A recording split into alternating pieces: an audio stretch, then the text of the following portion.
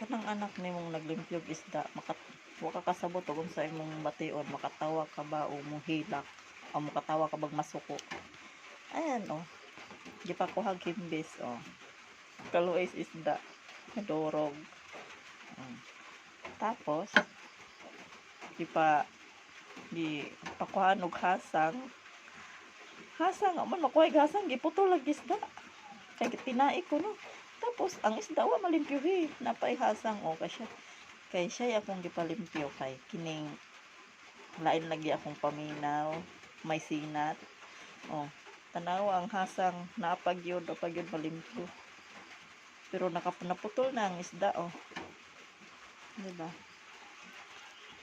Tas napay nakuha na warak. Warak kaayo ang ilawom pero ang hasang wa jud makuha oh. Wa makuha ang hasang. Napay jud ang hasang. Taon. Mapagod malimpyo. Oh, warak na warak ang isda. Pero wa malimpyo ang kuan, napay hasang. Ngayon siya gikuhaan ako naghasang pero pag huwa pag nakaw maglimpyo nagsuka-suka na kay baho kuno ang isda. Liman ka. Nara oh. Nabuho ang isda. Nakuhaan ko nung tinai pero napay hasang. Wa gyud.